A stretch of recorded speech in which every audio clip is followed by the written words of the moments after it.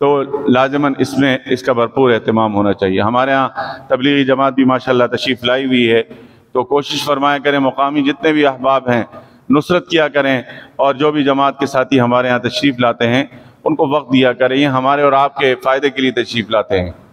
بہت سارے ان کے بھی مشاغل ہوں گے، کام ہیں، اپنے کام کاج دنیا کی مصروفیات چھوڑ کر جب صرف اور صرف مخلوق کی ہدایت کے لیے اور ان کو راہ راست پر لانے کے لیے نکل جاتے ہیں، تو ہماری بھی ذمہ داری ہوتی ہے کہ ہم ان کا ساتھ دیں۔ کمزوریاں ہم سب کے اندر ہیں، ہم کوئی مکمل اور اکمل نہیں ہیں۔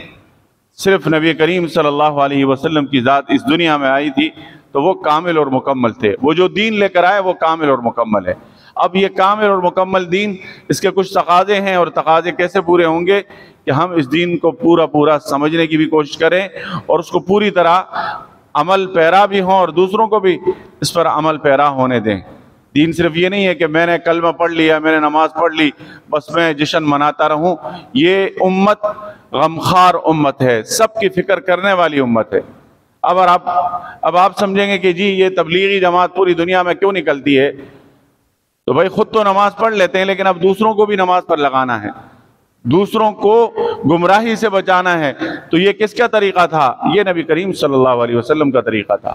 آپ صلی اللہ علیہ وسلم کی دعوت اور اسلوب یہی تھی کہ آپ صلی اللہ علیہ وسلم جماعتیں بھیجا کرتے تھے لوگوں کی اصلاح کے لیے، لوگوں کو راہ راست پر لانے کے لیے۔ تو ہمارے راہ راست کے لیے جو لوگ بھی، جو جماعتیں بھی فکر مند ہوں، ہمیں ان کی قدر بھی کرنی چاہیے اور ان کو وقت بھی دینا چاہیے۔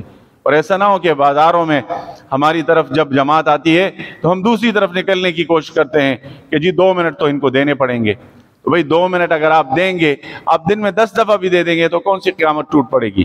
آپ اپنے اڑوس پڑوس والوں کو بھی متوجہ کریں، ان کو بھی سامنے لے کر آئیں۔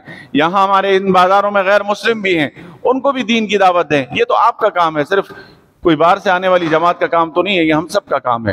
اللہ تعالیٰ عمل کی توفیق عنایت فرمائے۔